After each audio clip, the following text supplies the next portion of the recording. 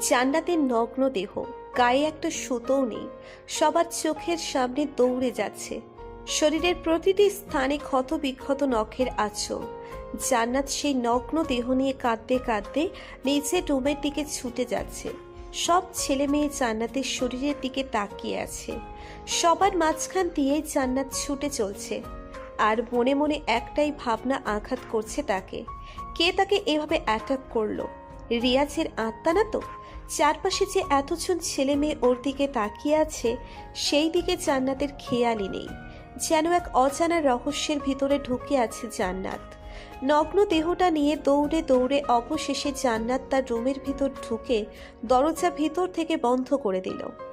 সবাই দৌড়ে এসে ওর দরজার বাহির থেকে ধাক্কাতে থাকে, কিন্তু জান্নাতের কোনো সাড়া শব্দ বাহির হচ্ছিল না। অনেকটাই ভয় পেয়ে যায় সবাই, আবার অনেক টেনশনে পড়ে যায় সবাই। সবার মনে একটাই প্রশ্ন, এই নগ্ন দেহ নিয়ে কেন সবার সামনে পালিয়ে এসেছে জান্নাত?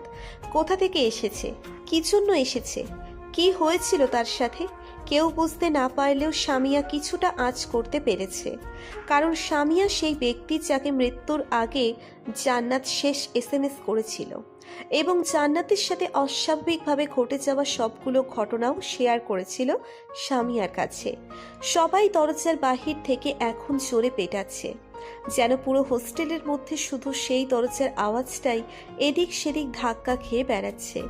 অবশেষে সবাই কিছু বুঝে উঠতে না পেরে জান্নাতের রুমের দরজা লাঠি দিয়ে ভেঙে ফেলে। সবাই রুমের ভিতরে প্রবেশ করতেই আতঙ্ক হয়ে যায়। জান্নাতকে এই অবস্থায় তারা সেখানে আবিষ্কার করবে, সেটা কারোরই কল্পনার মধ্যে ছিল না। জান্নাত তার সেই নগ্ন দেহ নিয়ে ফ্লোরের মধ্যে পড়ে আছে। জান্নাতের বুক রক্তে ভেসে আছে, যেন কেউ একটা ছুরি নিয়ে তার দুই স্তনের মধ্যে অসংখ্যভাবে আঘাত করেছে। জান্নাতের স্তন ক্ষতবিক্ষত হয়ে পড়ে আছে। অবাক করার মতো হচ্ছে, জান্নাতের যোনি দিয়ে অস্বাভাবিকভাবে রক্ত ঝরছিল। রক্তের পরিমাণ এতই বেশি ছিল যে রুমের মধ্যে পুরো ফ্লোর রক্তে ভেসে যাচ্ছে। সবাই জান্নাতের এই নগ্ন মৃতদেহ দেখে জোরে চিৎকার করে বাকিদেরকে উপস্থিত করে ফেলে। কান্নাকাটির ঝড় উঠেছে সেই হোস্টেলের মধ্যে। কিছু ছেলেরা জান্নাতের নগ্ন মৃতদেহ নয়, জান্নাতের নগ্ন দেহ দেখতে মুগ্ধ। অনেকে ভিডিও করে, পিক তোলে, সাথে সাথে ফেসবুক, ইউটিউব, টুইটার, হোয়াটসঅ্যাপে আপলোড করে দেয়। ওরা যে জান্নাতের মৃতদেহ সবাইকে দেখাচ্ছে। এর কারণ মূলত এটা নয়, কারণ হচ্ছে ওরা জান্নাতের নগ্ন দেহ ভাইরাল করছে। অনেক ছেলে মেয়ে প্রতিটা স্ট্যাটাসে কষ্টের রিয়্যাক্ট দিচ্ছে, অনেকে তাকে জান্নাতবাসী করার জন্য দোয়া করছে। কিন্তু আসলেই কি তাদের এই মন্তব্যগুলো সঠিক, নাকি শুধুমাত্র লোক দেখানো? জান্নাতের এই ব্যাপারটা ছড়াছড়ি হয়ে যায় পুরো বাংলাদেশ। কেউ ডাটা অন করলেই নোটিফিকেশনে আসে, ঢাকা বিশ্ববিদ্যালয়ের একজন ছাত্রীকে কেউ নৃশংসভাবে খুন ও রেপ করে মেরে ফেলেছে। জান্নাতের বাড়ির লোক জানতে পেরে জান্নাতের লাশটি পর্যন্ত নিতে আসেনি। সবাই ভেবেছিল জান্নাত হয়তো কোনো ছেলের সাথে শারীরিক সম্পর্ক করেছে, এরপর সেই ছেলেটি জান্নাতকে এভাবে মেরে ফেলেছে। সমস্ত ইন্টারনেটের মধ্যে ব্যাপারটা ছড়াতে থাকে। অনেক ছেলেরা ফেমাস হওয়ার জন্য জান্নাতকে নিয়ে বানিয়ে বানিয়ে অনেক খারাপ গল্প লিখে ফেলে। জান্নাতের চরিত্র নিয়ে শুরু করে দেয় গুজব ছড়ানো। ফেসবুকে তোলপাড় হয়ে যায় জান্নাতের ব্যাপারটা নিয়ে। এভাবে কেটে যায় 1 মাস, হয়ে যায় আবার সবগুলো স্বাভাবিক। এখনো কেউ জান্নাতের নামটি পর্যন্ত মনে রাখেনি। কিছুদিন আগে যে ছেলে প্রতি ঘন্টায় পরপর জান্নাতকে নিয়ে স্ট্যাটাস দিত, সে ছেলেটিকেও যদি এখন জিজ্ঞেস করা হয় জান্নাতকে চেনো কিনা, সে বলবে নামটা পর্যন্ত শোনেনি। আবার নীরবতা নেমে আসে ফেসবুকে। সবাই পরের আরেকটা ঘটনার জন্য খাপ পেতে থাকে, কখন আরেকটি ঘটনা প্রকাশ হবে। তখন তারা এটা নিয়ে গুজব ছড়ানো শুরু করে দিবে। কখন তারা একটা কাহিনীকে আরেকটা কাহিনী বানিয়ে নিজেদেরকে ফেমাস করে তুলবে, সেই প্রতীক্ষায় বসে থাকে। 1 মাস পর মায়ার ফোনের মধ্যে একটা কল আসে। ফোনের স্ক্রিনে তাকিয়ে দেখে কল দিয়েছিল সামিয়া। সামিয়া ফোন কেন দিয়েছে মায়াকে, মায়া তা ঠিক বুঝে উঠতে পারছে না। এর কারণ হচ্ছে জান্নাতের মৃত্যুর পর তারা একে অপরের সাথে এখনো পর্যন্ত কোনো কথা বলেনি। এর পেছনের কারণ এই নয় যে তারা ভয় পেয়েছে, এর পেছনের কারণ হচ্ছে এটা, তারা যেন কোনো পুলিশের ঝামেলায় না পড়ে। হয়তো অনেকে এটাও বলেছে যে তাদের বান্ধবীরা হয়তো ওর খুনের সাথে জড়িত। ঘটনাটা কতটা সঠিক কতটা গুজব সেদিকে তো কেউ তাকাবে না। সবার সামনে কোনো তদন্ত আসলেই সেটা নিয়ে মাথা ঘামানো শুরু করে আমাদের যুগের মানুষ।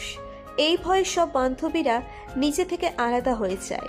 হোস্টেল চালু হয়েছে প্রায় 17 দিন হয়ে গেছে, কেউ এখনো পর্যন্ত হোস্টেলে আসেনি। নিজেদের মন মানসিকতা শক্ত করার পর হোস্টেলে আসবে বলে জানিয়েছে সবাইকে।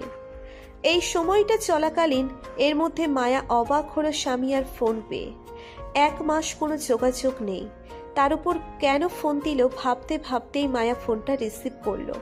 ওপাশ থেকে স্বামীয়ার কণ্ঠ ভেসে আসলো। কি রে, কি অবস্থা তোর? এই তো ভালো আছি, তুই কেমন আছিস? আছি কোনো রকম। কোনো রকম কেন? জানিস, জান্নাত আর তানিয়ার মৃত্যুর পিছনে অনেক বড় এক রহস্য লুকিয়ে আছে। কেন, কি হয়েছে? অনেক কিছু দোস্ত। একটি জিনিস তুই খেয়াল করেছিস? ওদের দুজনের মৃত্যুর পিছনে একই রকম ঘটনা আছে। যেমন? ওদের দুজনের মৃত্যু হয়েছে অনেক অস্বাভাবিকভাবে। প্রত্যেকের মৃত্যু হয়েছে কোনো ফ্লোরের উপর। তুই খেয়াল করে দেখ, আমরা একটা ছেলেকে আজ থেকে আরও 7 মাস আগে জোর করে সেক্স করেছিলাম। ওই ছেলেকে কিন্তু আমরা ফ্লোরের উপর রেখে সেক্স করেছিলাম। আবার এদিকে জান্নাত এবং তানিয়ার মৃত্যু ফ্লোরের উপরেই হয়েছে। রিয়াজের মাথা ফেটে রক্ত ঝরেছিল। এখানেও তাদের মৃত্যুর পর রক্ত ঝরে ফ্লোর ভেসে যায়। আমরা রিয়াজের গোপনাঙ্গর উপর হামলা চালিয়েছি। এটা তুই খেয়াল করেছিস? ওদের দুজনেরই গোপনাঙ্গের উপর হামলা চালানো হয়েছে। এরপর অস্বাভাবিকভাবে তাদের মৃত্যু হয়েছে। তুই কি বলতে চাচ্ছিস? এসবের পিছনে রিয়াজ আছে? তাকেই তো আমরা এসব করেছি। হ্যাঁ, আমি সেটাই বলতে চাচ্ছি। রিয়াজ ফিরে এসেছে। ওর আত্মা এসে জান্নাত এবং তানিয়াকে মেরে ফেলেছে। বাকি আছে আমরা 6 জন। ধীরে ধীরে সে আমাদের কাছে চলে আসবে। আমি জানি না পরের টার্গেটটা কে হতে চলেছে, তবে এটা বলতে পারি আমাদের মধ্যে আরও একজন কিছুদিন পর মরতে চলেছে। দেখ দোস্ত, তুই এসব বলছিস? হ্যাঁ, আচ্ছা, পরিস্থিতি হিসেবে সবই মেনে নেওয়া যায়, কিন্তু এতটা শিওর কিভাবে হচ্ছিস তুই? মানে এসব যে রিয়াজের কাজ, সেটা কিভাবে বুঝলি? আমার বাসার পাশে একজন হুজুর আছে। উনি এসব প্রেতাত্মা নিয়ে বিশেষ করে কাজ করে থাকেন। ওনার কাছ থেকে শোনা। আমরা রিয়াজকে মারার পরে আবার ফিরে এসেছে রিয়াজ। হুজুরকে বলেছি এসব কথা কাউকে না জানাতে। কিন্তু আরেকটা কথা, ওর আত্মা আমাদেরকে মেরে ফেলার জন্য ফিরে আসেনি। ওর আত্মা এসেছে আমাদের সাথে শারীরিক সম্পর্ক করে আমাদেরকে দিনে দিনে দুর্বল করার জন্য। আমাদের সাথে এমনভাবে শারীরিক সম্পর্ক করবে যার কারণে আমাদের শরীরের সমস্ত শক্তি কিছুদিন পর অটোমেটিক চলে যাবে। তারপর সে আমাদেরকে মারতে হবে না। আমাদের শরীরের এমন অবস্থায় হবে যে আমরা নিজেরাই নিজে নিজে মরে যাব। ফাজলামি করিস না। জান্নাত এবং তানিয়া সেদিনই মরেছে, যেদিন তাদের উপর হামলা হয়েছিল। রিয়াজ যদি এভাবে মারতে চায়, তাহলে তারা একদিনের মাঝে কিভাবে মরে গেল? আমি তোকে সেটাই বলতে চাচ্ছি।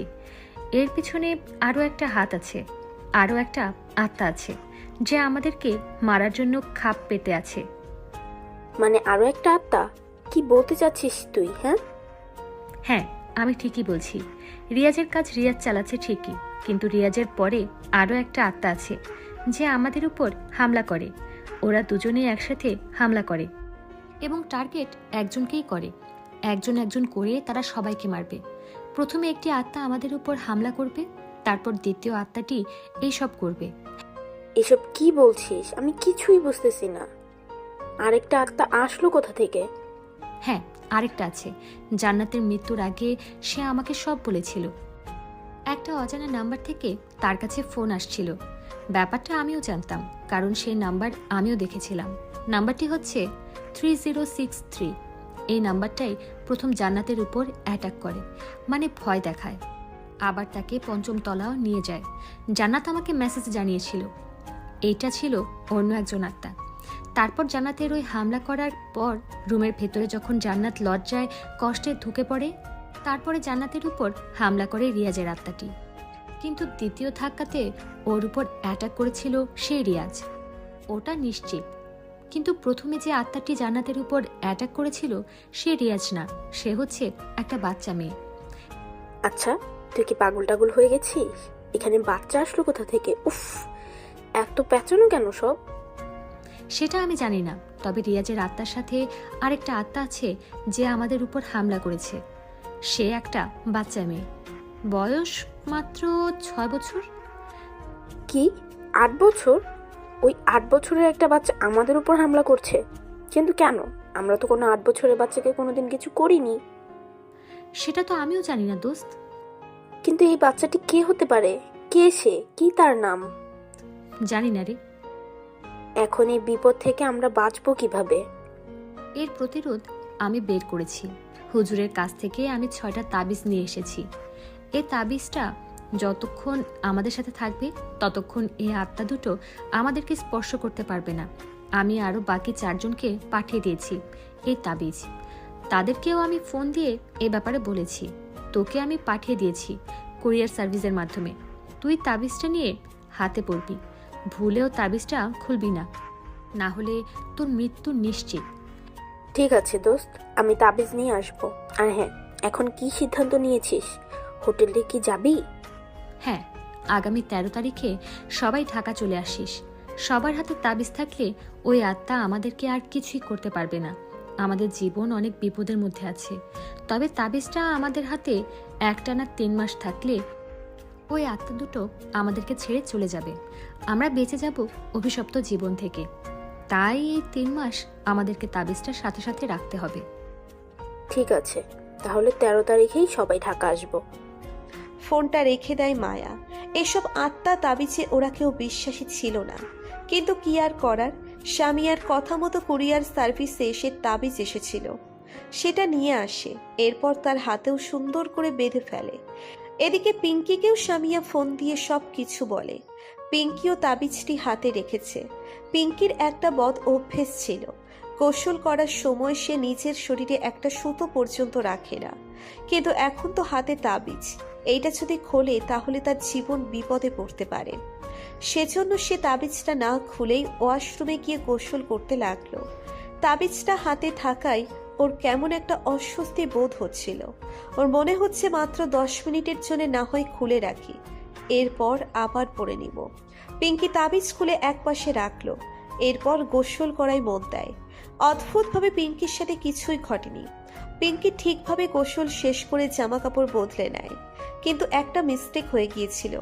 পিঙ্কি তাবিজটা যেখানে রেখেছিল তাবিজটা সেখানেই পড়ে আছে। এরপরে তাবিজটা নিতে সে ভুলে গেছে। পিঙ্কি রুমে এসে স্পিকারে একটা গান চালু দিয়ে নিজে নিজে ডান্স করতে লাগলো। ওর এই ডান্সের পিছনে কারণ আছে, কারণ ওর বয়ফ্রেন্ডের সাথে বিয়ে ঠিক হয়েছে। দুই পরিবারের সাথে কথা হয়েছে, কিছুদিন পর তারা এঙ্গেজমেন্ট শেষ করে বিয়ের তারিখ ফেলবে। সেই কারণে পিঙ্কি একটু উৎসাহিত হয়ে আছে। পিঙ্কি ডান্স করতে করতে এক সময় হঠাৎ করে পিঙ্কির হাতের ধাক্কা লেগে টেবিলের উপর থেকে ফুলদানিটা ফ্লোরের মধ্যে পড়ে যায়। ফুলদানি ভাঙার শব্দ শুনে পিঙ্কির আব্বু আম্মু দৌড়ে আসে।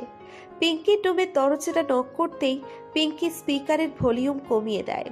দরজার সামনে গিয়ে দাঁড়ায় পিঙ্কি। কি রে, কি হয়েছে? আরে না, ডান্স করছিলাম, তাই হাতে ধাক্কা লেগে ফুলদানিটা পড়ে যায়। আচ্ছা, তুই কি আর মানুষ হবি না? এই বয়সে তুই এখনো পোলাপানদের মতো আচরণ করছিস? ডান্স করবি কর, তবে আশপাশ ভালো করে দেখে করিস। ঠিক আছে। পিঙ্কি দরজাটা লাগিয়ে দিয়ে আবারও ভলিউম বাড়িয়ে দেয়। এরপর ডান্স করতে করতে হঠাৎ খেয়াল করলো পিঙ্কির পেছন থেকে কেউ তাকে জড়িয়ে তার সাথে ডান্স করছে, কিন্তু পিঙ্কি ব্যাপারটা এড়িয়ে যায়। তার মনে হচ্ছিল ডান্স করতে করতে হয়তো শরীর থেকে যে তাপ বের হচ্ছে সেই তাপ অনুভব করে সেরকম কিছু ভাবছে। কিন্তু এই মন মানসিকতা পাল্টে দিয়ে কিছুক্ষণ পর খেয়াল করলো ওর গলার মধ্যে কারো ঠোঁটের স্পর্শ। পিঙ্কি দৌড়ে আয়নার সামনে গিয়ে দাঁড়ায়।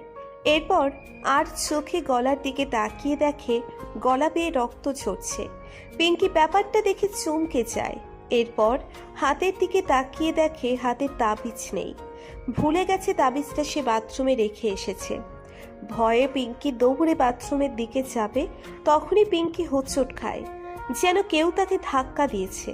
পিঙ্কি ফ্লোরের মধ্যে পড়ার সাথে সাথে ওর হাত থেকে মোবাইলটা উড়ে গিয়ে দেওয়ালের সাথে আঘাত খায়।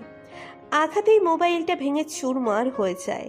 পিঙ্কি আবার ফ্লোর থেকে উঠে যাবার সময় আগের মতো হাতের আঘাত খেয়ে টেবিলের উপর থেকে পিঙ্কির মেকআপ বক্স পড়ে ফেটে যায়। এই আওয়াজটা ওর আব্বু আম্মুর কান পর্যন্ত গেছে, কিন্তু তারা ভাবছে হয়তো মেয়েটি আগের মতো ডান্স করতে করতে ফুলদানির মতো কিছু একটা ফেলে দিয়েছে, সেজন্য তারা আর রুমের দিকে এগোয়নি। পিঙ্কি জোরে জোরে চিৎকার করতে যাচ্ছে, কিন্তু পারছে না। ফ্লোরের মধ্যে যেভাবে পড়ে আছে ঠিক সেইভাবে শোয়া থেকে উঠতে পারছে না। ওর হাতটা যেন কেউ ফ্লোরের সাথে চেপে ধরে আছে। এমন সময় খেয়াল করলো পিঙ্কির প্রাচু কেউ ধরে টানছে। পিঙ্কি আবার চোখ বড় করে দাঁত কামড়াতে লাগলো। সে হয়তো বুঝতে পেরেছে কি হতে যাচ্ছে। এরপর অদ্ভুতভাবে পিঙ্কি নিজের শরীরকে হালকা আবিষ্কার করে। তারপর আবার ফ্লোর থেকে উঠে দৌড় দেওয়ার সময় এক অদৃশ্য বাতাসে উড়ে গিয়ে বেডের উপর পড়ে। কেউ যেন তার হাত পা দুটো বেডের সাথে আটকে রেখেছে। পিঙ্কির শরীরে কোনো শক্তি নেই। যেমন সে নড়াচড়া করতে পারছে না, তেমনিভাবে চিৎকারও করতে পারছে না। এরপর পিঙ্কি খেয়াল করে ওর গেঞ্জিটা মাঝ বরাবর ধীরে ধীরে ফেটে যাচ্ছে। গেঞ্জি এভাবে ছিঁড়ে যাওয়ার কারণ সে বুঝতে পারে, কারণ সে বুঝতে পেরেছে এইটা রিয়াজ। পিঙ্কি মুখে আওয়াজ করতে না পারলেও মনে মনে অনুরোধ করছে, রিয়াজ প্লিজ আমাকে ছেড়ে দাও, আমি ক্ষমা চাচ্ছি, প্লিজ আমাকে ক্ষমা করো। কিন্তু পিঙ্কির অনুরোধটা যেন তার মুখের ভিতরেই রয়ে যায়, কারো কান পর্যন্ত পৌঁছয়নি। পিঙ্কির গেঞ্জিটা অবশেষে চিরতে চিরতে পুরো খুলে যায়। পিঙ্কির পুরো নগ্ন দেহ বেডে পড়ে আছে। অনুভব করলো ওর স্তনে কেউ কামড় বসাতে লাগলো। রক্তে ভিজে যাচ্ছে পিঙ্কির স্তন।